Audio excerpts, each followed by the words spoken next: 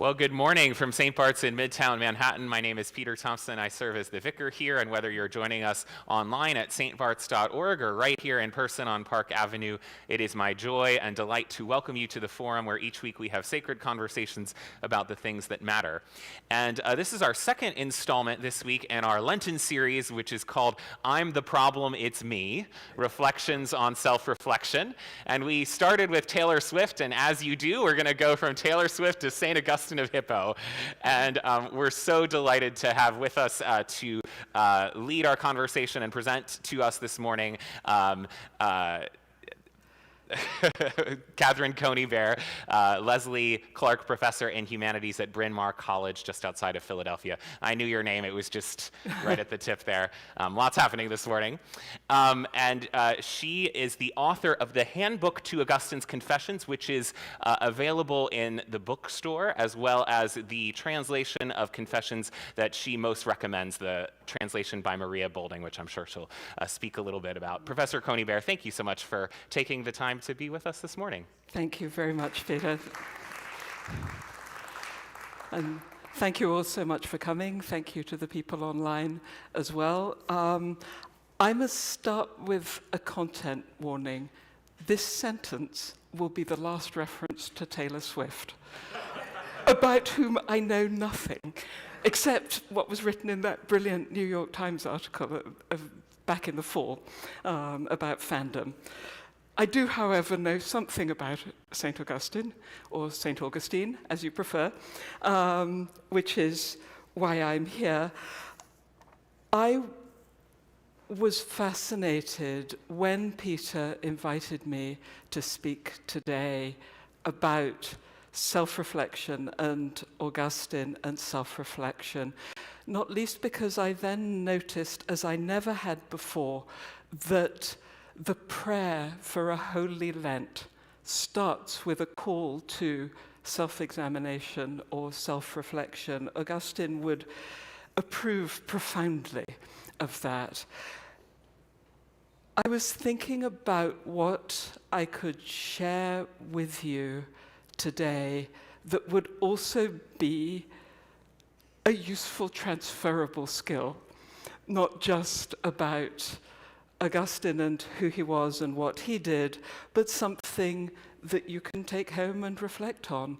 And I thought above all of the way in which Augustine centers questioning in his spiritual practice.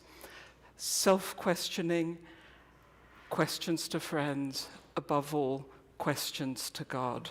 The Confessions is a work of many, many questions, and no firm answers. And that's an extraordinary habit to get into, to ask questions, to press further all the time. And so, for that reason, I called the talk, Augustine Becomes a Question. And I hope you all have a copy of the handout. If you don't or can't see it, don't worry, I will read the English. I also put on the Latin very small, because ultimately I'm a Latinist and I feel anxious if I can't refer to the Latin as well. The quote from which the title comes is in the middle of book 4 of Augustine's Confessions, his great spiritual exploration of his life, of memory, of time, and of the beginning of the book of Genesis. It's often referred to as an autobiography. It's so much more than that. So in the middle of book 4, he wrote, I had become a great question to myself, and I asked my soul why it was sad and why it troubled me so deeply, and it had no response for me. That moment is just after a beloved friend of his had died. And it's a very tricky moment in his life altogether. He's been a very ambitious, thrusting young man. He has gone from his little hometown, a place called Thagaste, which is now Souk Aras, on the border between Algeria and Tunisia. He'd gone from there to Medauros to study a sort of university, and then on to Carthage, modern Tunis, to take his education further. But then he had to come back to his hometown, back to Thagaste, to teach. It looks as if his patrons, the people who had paid for his education, wanted him to do that, to come back to his hometown. And it was there that he formed this close, close friendship. And the friend, at a key moment in the friendship, was taken ill while in a coma. He was baptized into Christianity. Augustine was not then a Christian. He was a Manichaean, of which more anon. And the friend returned to consciousness. Augustine tried to mock that baptism, and the friend dismissed him utterly. And so it's not just that the friend had just died, it's that they had died in different places of religion, that they had died not in harmony with each other, not in confidence with each other.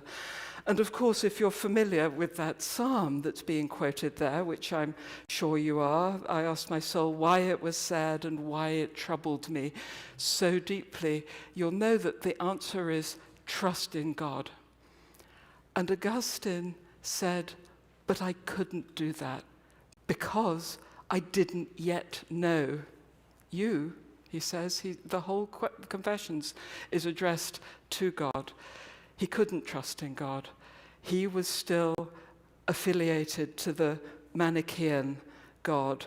And so he's profoundly troubled. He experiences that as becoming a question. And questioning, as I say, becomes the heart of his spiritual practice. I should say, at the point at which Augustine wrote the Confessions, centering a practice of self-reflection, self-examination, self-exposure round questioning was an extraordinarily risky thing to do. He wrote the Confessions in 397 CE. He had just become bishop after a very short presbyterate in Hippo, which is modern Annaba on the north coast of Algeria, where there's still fantastic Roman remains, including, putatively, the remains of Augustine's own church. So he had just become bishop, and there is this remarkable moment. He sets out to write about his life for a local audience, and not least a local audience that still suspects him in every way. They suspect he's still Manichaean. The material, the division of dark and light matter in the universe, that's what the Manichaeans believed in. Everything was material, and evil forces fought against the good constantly. So they believed he was still Manichaean. They distrusted him. He'd gone away to study, and then he'd gone to Italy and studied more, and he'd been part of the imperial court. His job had been to make celebratory speeches at the emperor's court, which was then in Milan. He'd come back. He'd had this magnificent conversion experience, magnificent to him. He'd come back. He'd landed on their doorstep, essentially, been impressed into the church in Hippo, and then, as I say, very quickly, not just become made bishop, but there was already a bishop in the see. The bishop knew Augustine was kind of smart and kind of charismatic, and he wanted to make sure that Augustine would stay there, and so there was this irregular double ordination. There were two bishops in the see until the old one died. But all of this suggests this is a really weird time to put on public display all your doubts and anxieties and questions. And yet that's what Augustine does. It seems to be a totally sincere practice, totally from the heart. He lays out his burning questions, and oddly enough, writing the Confessions releases him. He's been very stuck in his life up to that point, but this practice of public self-examination seems to have sent him out for service, and both public service to his congregation and the congregations all around that part of North Africa, but also intellectual service. And of course, he doesn't relax from that, from 397 when he writes the Confessions to the end of his life in 430 CE. He died in a very, very different world from the one into which he was born. So what I've done, having explained his practice and the risk of it, I've given you three key passages on the handout. I shall read each of them and explain a little about each of their contexts. My plan is to talk for another 10 minutes or so, and then to open the floor for questions, for comments, for requests for clarification. I've been in the US for 20 years, but I know my accent is not always completely intelligible. My apologies. So I've given you three absolutely key passages where you would have thought that Augustine would make declarative statements, and he does not.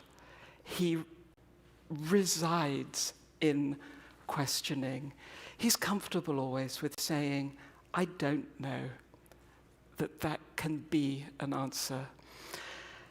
And the three key passages, one is from the beginning, one is from the very end, and one is at the end of the extraordinary moment he shares with his mother, which is probably the most famous passage of the Confessions. It's known as the vision at Ostia. It's really an audition in as much as it's all about hearing. It's an ascent into silence, into the perfect silence of God. And I can certainly say more about that. But these three moments, as I say, you would have thought Augustine would be tempted to make declarative statements. He doesn't do that. The very, very beginning of the Confessions, I've given you a bit from paragraph 2, the very, very beginning, after he's said how great God is, he then says, but who is God? What is God? And how can I invoke God if I don't even know what or who God is? So from the very setup, he's willing to say, I don't know, but to take that not as an answer, but as a starting point. And so in this second paragraph, he carries on asking his questions. How shall I call on my God? Since when I call on him, I shall actually call him into myself.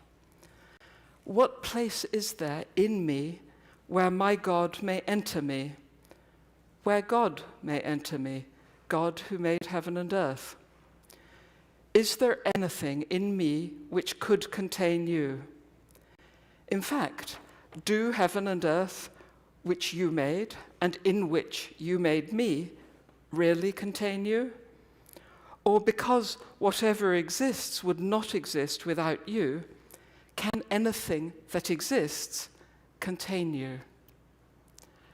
So, an incredibly complex set of questions. It goes on, but what if God made everything, if God suffuses all of creation, Augustine's asking, what does it even mean to invite God in?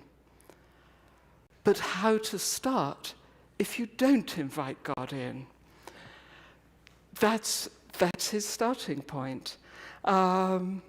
He goes on to quote the psalm that says, even if I go down to hell, you will be there. So the expansiveness of divinity is how Augustine sets up his interrogation. The unknowability of divinity is part of it. You wouldn't believe, perhaps, that a whole book could follow that, or 13 books, if you like, 13 big chapters that make a single book. But he launches into this great mode of questioning. And that becomes, in inviting God into himself, in wondering how that can be, that becomes a focus for self-reflection as well. So that's the first confession of not knowing that I want to highlight. The second, as I say, this extraordinary moment. Augustine has, as I mentioned, he's had his education in North Africa. After the moment where his friend dies, he goes back to Carthage and he teaches there. But it's not enough for him. At that stage, he's a really ambitious young man. And he goes to Rome. He crosses the Mediterranean. He goes to Rome with a little group of friends, with his consort or companion and their son, who is at this point in his early teens. And Augustine starts teaching at Rome. It's a complete disaster. He hates Rome, and the students run away without paying him. So, fortunately, he gets a job, the job I mentioned before, at the imperial court in Milan. The job of, they say, imperial rhetor. It is his job to praise the emperor, to write formal speeches of praise for the emperor. And it's in Milan that he has his famous experience of conversion under a fig tree in a garden in Milan, in northern Italy, where he hears the child's voice from over the garden wall. I think villas are generally built around gardens at this period. So he hears from outside a child's voice saying, "Tolle lege, pick up, read."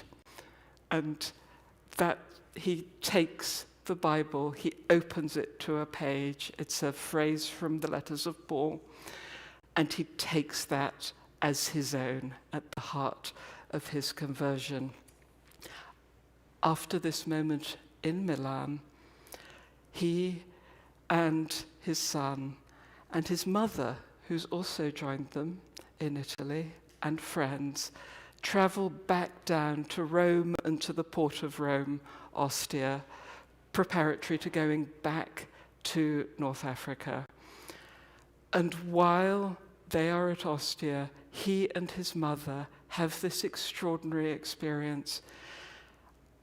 And if you think of spiritual tradition, it's an incredibly unusual experience, and it goes right back to the self-reflection and self-questioning and the inviting of others in. Because if you think about spiritual experience, it's usually portrayed as a solitary thing, a solitary reaching for God. They reach towards God in conversation. They're standing at a window, looking out, and they're talking about how one might reach up towards God.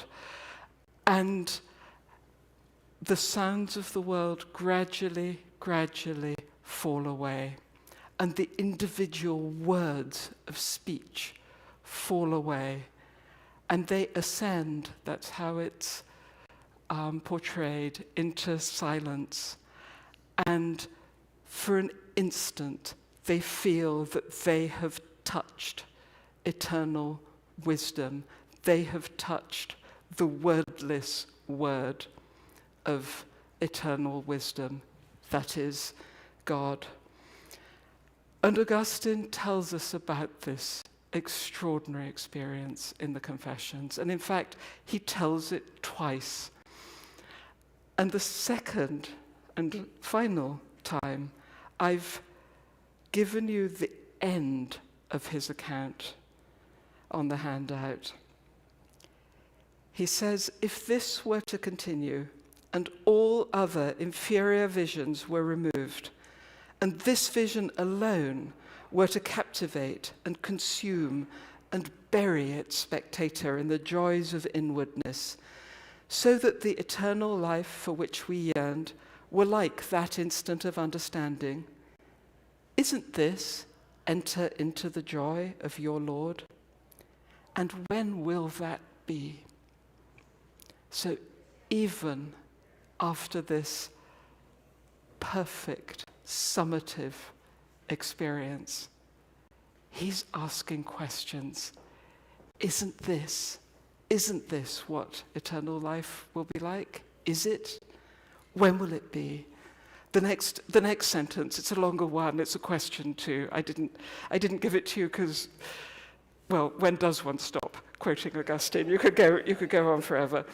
But again, his refusal to be declarative or definitive, his refusal ever to think that he has the answers or that he's at the end of the road. I think that's an extraordinary model, not just for spiritual practice, but for practice in life, for learning and for openness.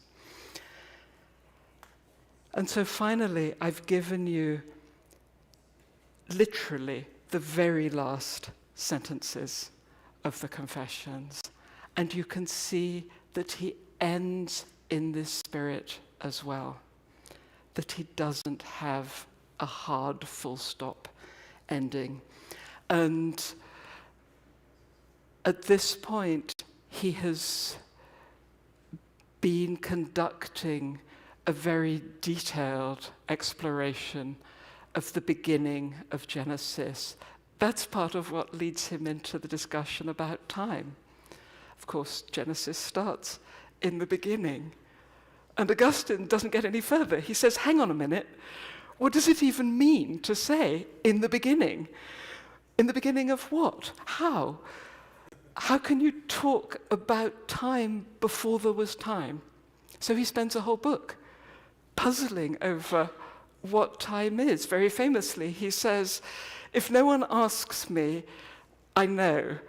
But if they ask me, then I'm not quite sure. And that's, again, any of you who teaches in any context, or for that matter, has ever had charge of small children, will know exactly that feeling. I know what something is until you actually ask me directly, and then it's actually rather hard to explain. So he spent a whole book talking about time. He spent another book talking about God created heaven and earth.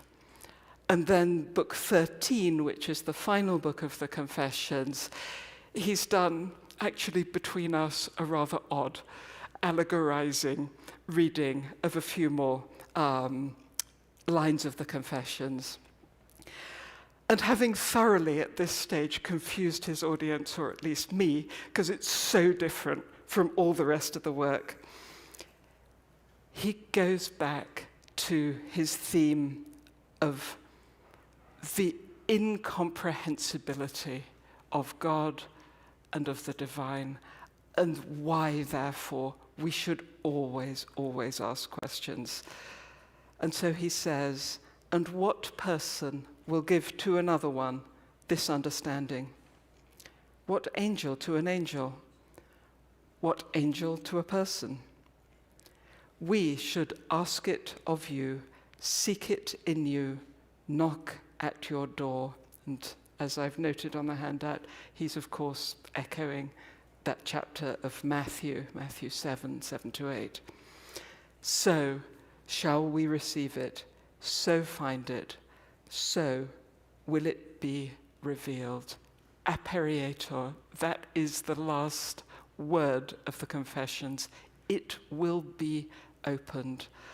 And so what he's done, having displayed this practice of questioning, of admission of human inadequacy on and on in the face of God, he reposes the end of the confessions in God. He carries on asking questions right up to the end, and he says, only in you will it be revealed. So that's my takeaway. Ask questions. Go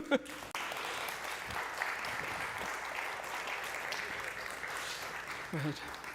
So it's appropriate today that we have plenty of time for questions.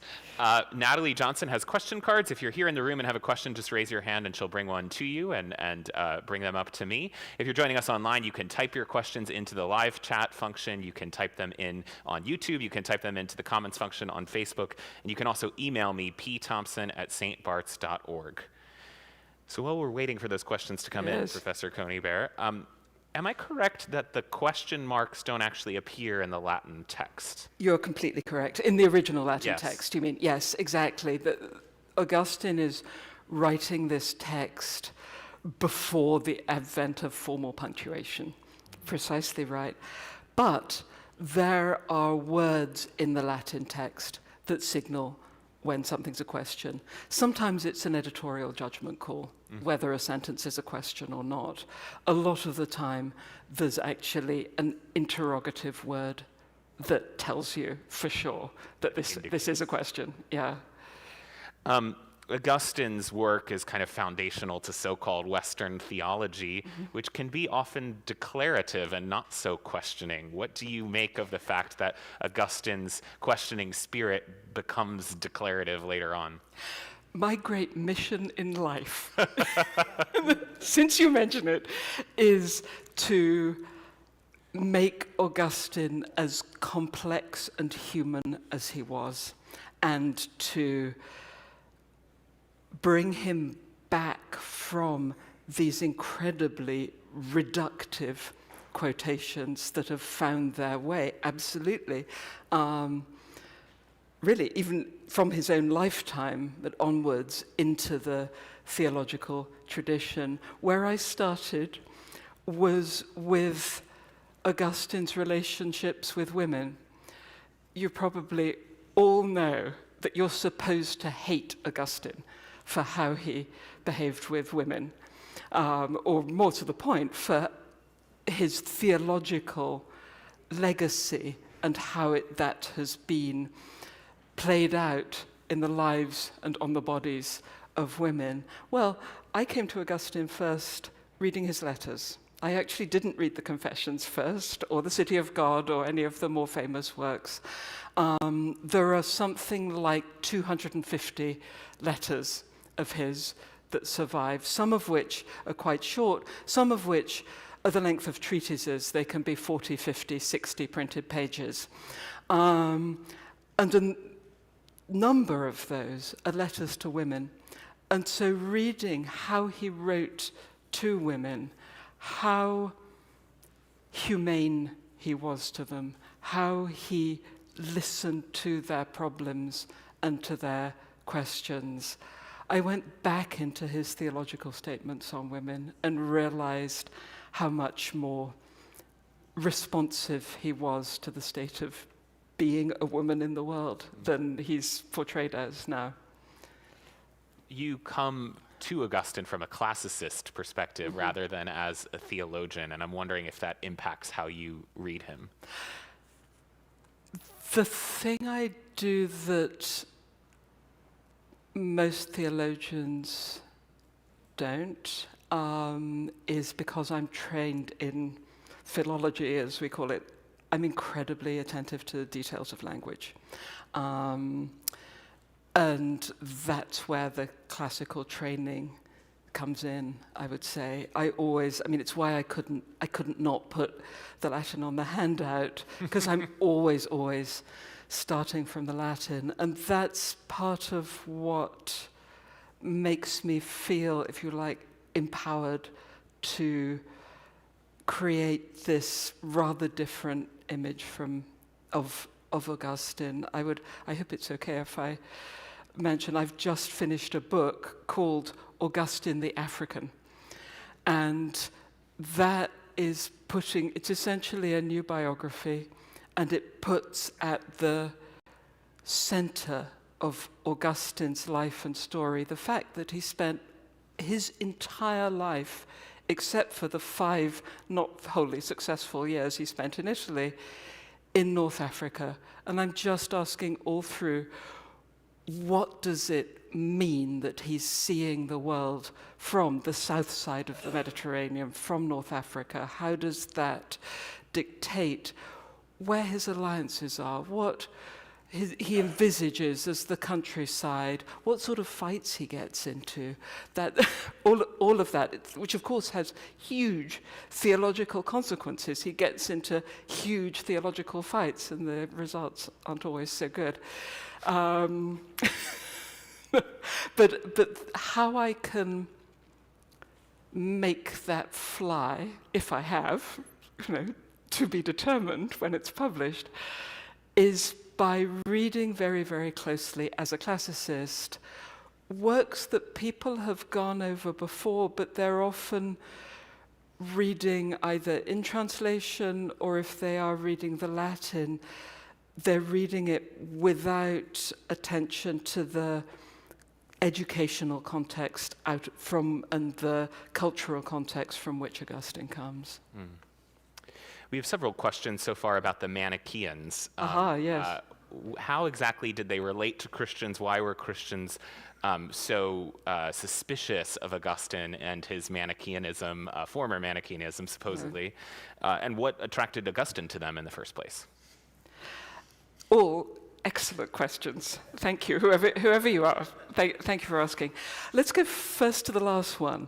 What attracted Augustine to the Manichaeans was he was profoundly troubled by the problem of evil, of how evil came into the world.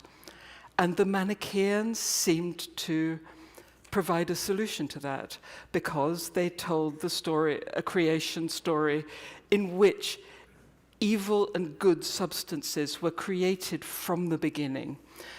And so that seemed to simplify things. He gradually discovered that it wasn't simple at all. The Manichaean cosmology and creation story is actually unspeakably complicated. We actually have remarkable manuscript evidence of that.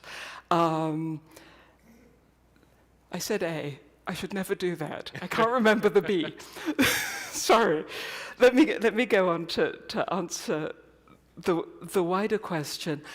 Manichaeism was an incredibly pliant religion. So in Christian, it came out of Mesopotamia, of modern Iraq, in the 2nd or 3rd century, borderline. In Christian areas, it looked like Christianity. But in areas that worshipped other versions of God, it assimilated itself there. So in Christian areas, it talked about Christ and about Christ as God. It subsequently, for example, spread to China, and it assimilated itself to Buddhism. and it was very successful, looking like a sort of Buddhism. The key element of Manichaeism was its materialism. There was no space for transcendence or spiritual, anything that was not explicable in material terms. The other key thing about Manichaeism is it was illegal in Augustine's time. It had actually been outlawed by decree of the emperor. So it was a sort of, in some ways, it was a sort of secret society. It was prospering, but it was a bit like, dare I say, it was a bit like Freemasonry. And it's Manichaean connections that get Augustine to Italy in the first place. He's from quite a humble background. He certainly doesn't have connections of his own in Italy. And I think precisely because it's illegal and it's semi-secret and it has this cultish presence, that's why people are really anxious that he should prove that he's not a Manichaean. And it comes back to haunt him at the end of his life. Right at the end of his life, he dies fighting. He's fighting with a man called Julian of Eclanum, and the subject is original sin. And Julian reads the confessions, digs up the charges of Manichaeism, brings them back. He's also incredibly rude about Augustine's mother. It's an extraordinary exchange. And this was also happening when the legal status of Christianity was changing too, right? Yes, quite right. The Christianity is secure by the time Augustine's born. Constantine decrees tolerance for Christianity in 313, but the Council of Nicaea is 325, where the Nicene Creed is formulated, because no one can agree on the person of Christ, what to say about Christ, how to manage Christ, as it were. Augustine isn't born till 354, and by the 380s, so a decade before he writes the Confessions, Christianity is established as the imperial religion, the dominant religion of empire. When Augustine is told to take up and read, Yeah. you mentioned that he reads the Bible, he reads the letters of Paul. What specifically is he reading, and is that important? He reads, he reads not. It's an odd line, and I can't give you chapter and verse, which is why I can't remember. It's something like not in lechery and drunkenness, not in all sorts of negative things, but put on the Lord your God. And so he has persuaded himself at that moment that he has to give up sex to be a committed Christian. That's actually not demanded of committed Christians in the 380s, but he feels that has to be at the heart of his Christian commitment, and so he takes that as speaking directly to him, that he should give up sex above all and put on the Lord his God. Questions about Augustine's personal life that he addresses. One person wonders why Augustine talks so much about his mother, but never talks about his son, including his son's death, or talks very little about his son. How long do I have? So he talks so much about his mother because she's quite clearly a huge influence on him, absolutely inspirational. She shows him a different way to God, a more direct way to God. He, of course, has espoused a hyper-intellectualizing way to God. She shows him a direct way of prayer and service to get to God. She's quite idealized in the Confessions, she takes a role in some dialogues he wrote in his lifetime, and there she's much more recognizably human. She's kind of nudgy, she's kind of dismissive. Sometimes she has real insights, sometimes she's a bit irritating. So that's all very recognizably human. The son, I've actually come in the course of writing this biography, his son, Adeodatus was his name, given by God, literally. I've come to think that his son was the heart of everything. I think he doesn't talk about him much in the Confessions, because it's too painful. Just as he doesn't talk much about when the son's mother is dismissed from his life. That's too painful. But Augustine's son, this is really important, died in his late teens. So he died soon after Augustine came back to Africa. Augustine hadn't planned to enter the church. He planned to come back to Africa and settle on his family land and have a little sort of informal scholarly monastery, a life dedicated to Christ, but not in any conventional institutional structure. 3 years later, we find him showing up in Hippo to look for a new place for his monastery. And he does that even though he knows that they need a priest in Hippo and that congregations are wont to just grab people who they think are promising and make them priests. And that's exactly what happens to him. He tells us this in a late sermon in life, an autobiographical sermon. What had happened in those 3 years between when he returned to Africa and when he goes to Hippo is his son had died. And I think that's the moment he finds it unbearable. He can't follow through with his plan. His son was his most brilliant and beloved student, and he can't bear to be at home anymore. And so he's looking, he may not consciously be looking for a new direction into the church, but he's looking for a new direction in life. And his life thereafter is marked by the espousing of young men as protégés, as people he can teach and bring forward in the world, and it's actually often a disaster.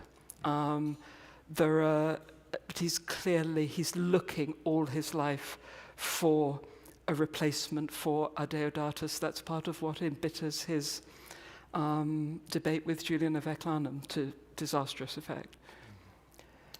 Can you talk a little more about the reaction to the Confessions, both initially but also over the centuries, and the impact that it's had? Yes. Initially, it's actually rather hard to tell, oddly enough. He seems to have written it very much for a local audience, an audience that was questioning him and his vocation. At the end of Augustine's life, he writes a book in which he takes everything else he's written in chronological order. He reads back through it. It's an extraordinary exercise, particularly given that there are a couple of hundred books at this point. He reads back through it and he says, I approve of this. Here's where I think I went wrong. I should have said X for each of these works. And for the Confessions, he says almost nothing. He says, I wrote this to arouse myself towards God and to arouse others. And I think it still has that effect on me when I read it, and I think it still has that effect on other people too. Then actually through the Middle Ages, it's not much read, and the few works that do ostensibly take the Confessions as inspiration, I would say don't even begin to get to the heart of what it's doing, of the sophistication and pliancy and devotion of the project. Augustine really, the Confessions rather, they read other bits of Augustine, of course, sometimes bits, sometimes whole works through the Middle Ages. He really reemerges with Petrarch, who makes a big thing of reading the Confessions on his way up Mont Ventoux in southeast France, and taking the ascent of the mountain and his reading of the Confessions as metaphorical for a spiritual journey. He essentially does with the Confessions what Augustine had done with St. Paul, opens it to see where it falls and takes that as guidance for his life. And subsequently, of course, the Confessions has been hugely influential, particularly 19th, 20th centuries. People have really centered it. I have a little note at the end of the guidebook on that. I think Derrida is one of the best readers of the Confessions ever, and I talk about that a bit in the book. Yeah. We're just about out of time, but you mentioned the effect that the Confessions had on you. Why do you think it continues to grab our collective imagination? Why do we relate so much to this 4th century figure from North Africa? It's a fantastic question. And having spoken through the years about the Confessions to incredibly various audiences, I think it's partly because there's so many levels on which you can relate to this book. You can relate to it, of course, on the spiritual level. You can relate to it on the intellectual level. You can relate to it as an incredibly engaging story. I actually think, in keeping with my theme this morning, you can relate to it so profoundly because of this technique of asking questions. It invites you in. It invites you to become part of the conversation with Augustine. That's how it worked for me, and I think in different ways it works that way for other people too. Yes. Please join me in thanking Professor Catherine Conybeare. Thank you. Thanks. Thank you so much. And a reminder that her guidebook to the Confessions is available in our bookstore, as well as the translation she recommends by Maria Bolding. You can find them both in the bookstore if you'd like to pick them up, and we'll get Augustine the African, once it's published, we'll get it in there too. Thank you all for being here. Next week we'll go from the Confessions to confession. How has confession been practiced, personal confession been practiced in the church? How has it continued to be practiced today with Bishop Andrew St. John next week? We'll hope you'll be back for that, and hope you'll join us for our worship service in just a moment in the church next door. Thanks for being here.